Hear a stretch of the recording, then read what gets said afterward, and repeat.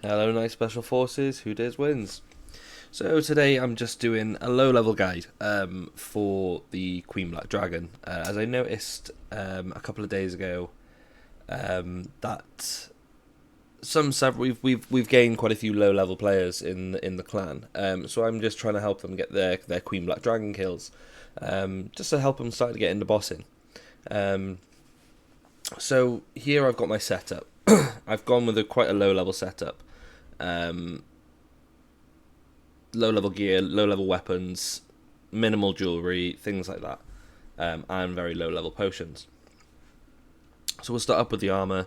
I've just gone with full subjugation, tier 70 magic armor. I've stayed away from necromancy because I do feel like necromancy is really free when it comes to kills. So I've tried to make this a bit more difficult on myself, so then you guys can take it and use whatever style you want, as long as you stick to the base tier 70. So like for range, if you use Armadil, necromancy, obviously your tier 70 Death Warden, and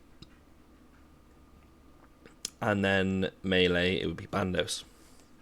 Although I do not recommend doing melee against Queen Black Dragon, simply because the flame walls are quite hard to avoid, especially if you're right up on in front of Queen Black Dragon. The fire's walls will spawn, and you've got pretty much barely any time to run out from them. So, the other thing I've got here is the Illuminated Ancient Book, which is from the One PSN Note Quest. Once you've done that, you can make illuminated books. They're really, really, really good, especially for Iron Men. They're brilliant because obviously you haven't got to rely on drops, you can just go and make it yourself. I've got the tier 75 Polypore Staff. Obviously this could be replaced with a higher stat weapon. This is I've just gone for a tier 75 across the board. Then I've got an Amulet of Glory, a Ring of Wealth, very low level jewelry, and then I've gone with the Zamorak Cape. So the Zamorak Cape comes from the Mage Arena in the Fire Wilderness. As long as you are opted out of PvP, if you follow these steps, so you go to Edgeville,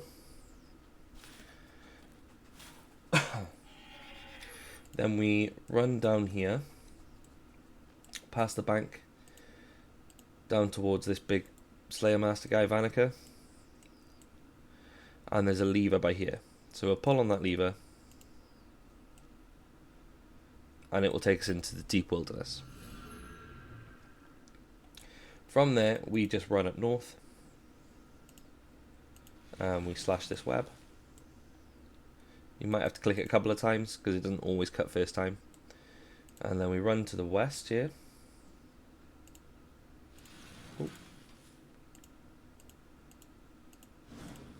We keep running west until we reach this little bit of brickwork here. So there is again usually two more webs here, one by here and one by here, but it seems like somebody's already been here quite recently. And then we pull this lever, and we'll end up in the underneath of the mage training area. I do believe there's some sort of little side quest you got to do with Caldeon here, but I don't think it takes very long at all. And eventually you'll be able to step into the sparkling pool. Once you've done that, you'll end up in this little area here. You run slightly north, and you can pray at any of these three statues. There is no difference in the stats, no difference in the abilities. It's purely whichever you prefer. So I've gone with the Zamorak Cape just because I'm using the subjugation armor. But you can use Gothic, Saradomin, or Zamorak. It's completely up to you. So that's how we get that set up. Low level, nice and easy. And then for the inventory, I'm going to fill the rest of the spaces with food. But we've got the super magic potion, a super defense potion, a normal anti-fire, purely because they're easier to get for an Iron Man account about this level. Other people, like normal accounts, you can buy super anti-fires on the GE now, so they would be the best ones to go for.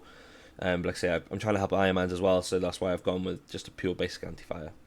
And then I've got some prayer restoring potions. You can either use prayer flask or potion, or super restore flask or potion.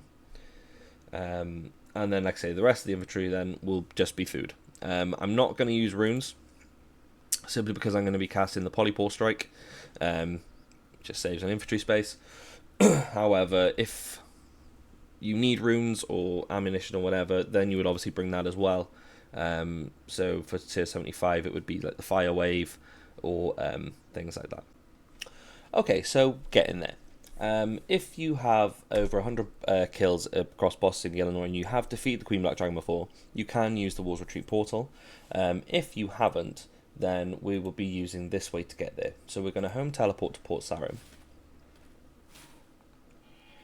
And then we're going to be making our way west towards these knights here stood outside the cave. And we're going to enter this cave, which is the Grotworm lair. So if you've ever had any Grotworm Slayer assignments, you would have probably ended up here as well. So now with 50 agility, you can slide down this shortcut down here to the left. If you haven't got 50 agility, you would just follow your way all the way through the end to this cave, which I'll do again just for the people who haven't quite got those levels. So we run all the way through here.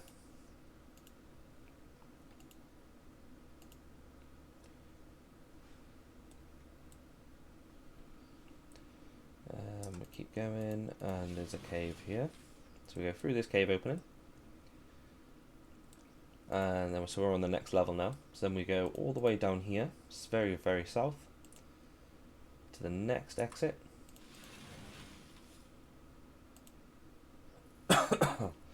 We're basically making our way down to the mature grotworms.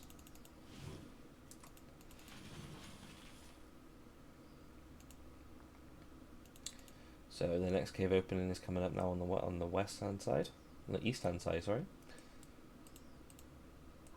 And then we go through this cave opening here.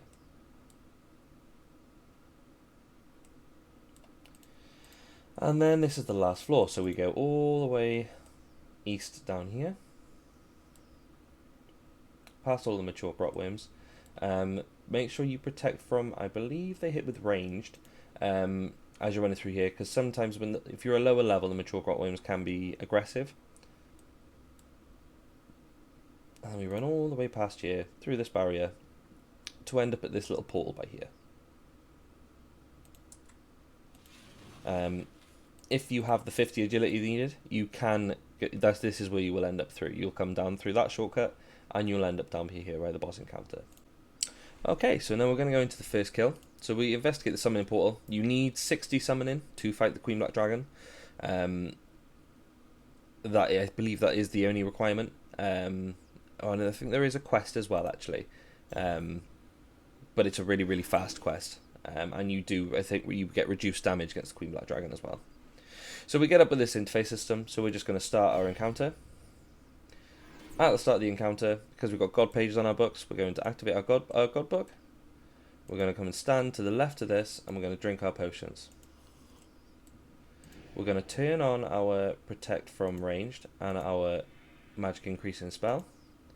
And we're going to just begin attacking Queen Black Dragon. So the first bit of the fight is pretty simple. Pretty easy. She'll breathe fire. We haven't got our fire on. She'll keep attacking with ranged. When you need to eat food is no problem. Use your thresholds when you've got them. And the first phase is pretty simple. So then we click on this Dragon King artifact straight away. After that we continue attacking the Queen Black Dragon. Now you'll see behind us we've got this little glowy area spawned. So once we take the Queen Black Dragon's life points down a bit further, we'll phase her again. So she's summoning a wall. So what I'm going to do, as soon as it comes there, I'm going to walk through it. I'm going to step back, and I'm going to walk through it again. And that's how you avoid the firewall. Very, very simple way of avoiding the firewall.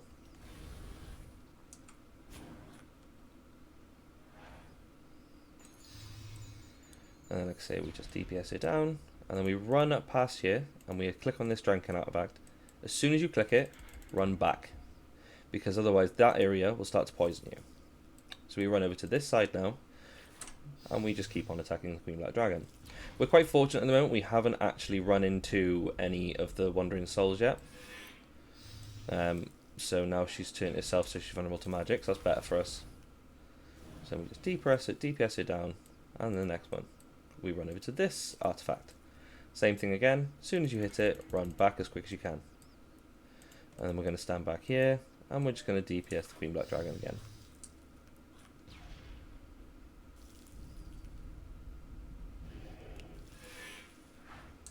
I will be honest, we are getting quite lucky with with the mechanics on this one. There we go, so we've got a feat to do. So we go back to the artifact by here, and that's the kill done. So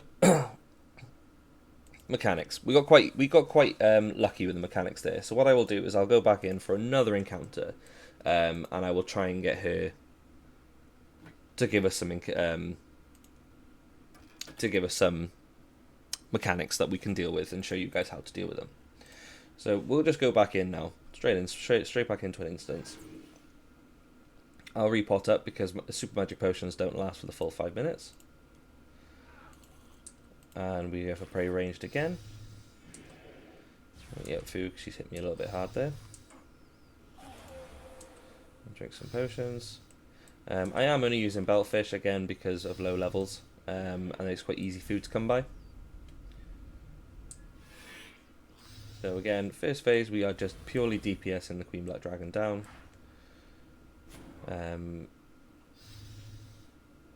Once we get her done there, we're going to click on this coffer, the artifact, sorry, and then we go back to DPSing her again.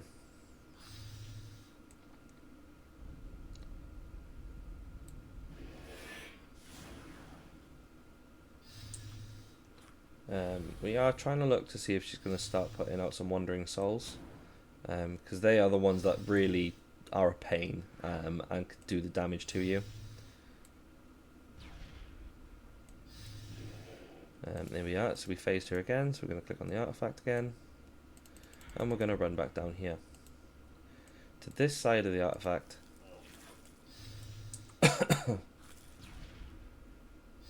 Huge deep breath, so there's the firewall. So we're going to walk as soon as it's about to hit us, walk backwards, and walk through again, and walk backwards, and walk through again.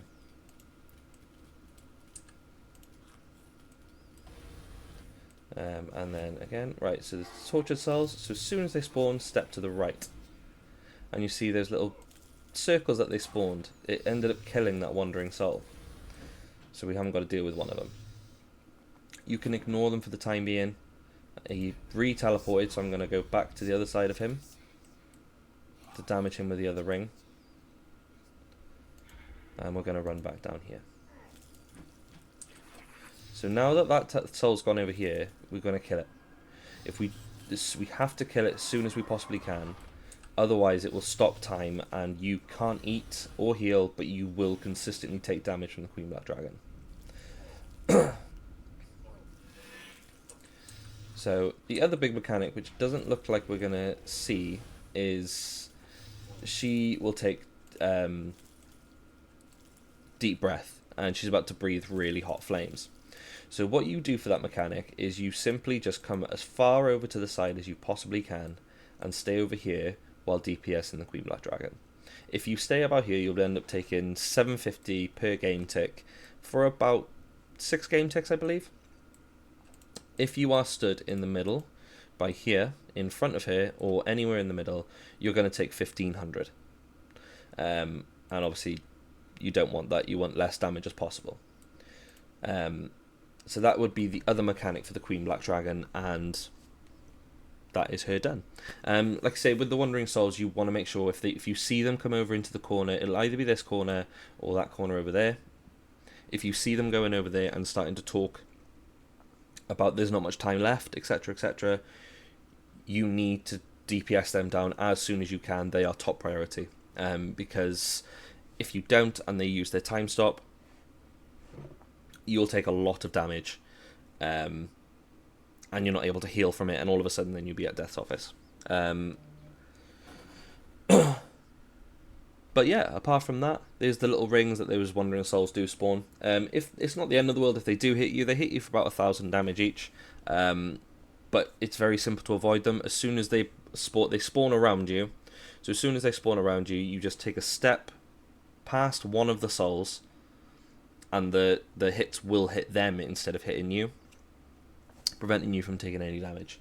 And then, like I say, the firewalls, all you need to do to go through them, there is little gaps. You would have seen gaps in the walls. You could move your character to step through them if you're not quite confident to step through the firewalls.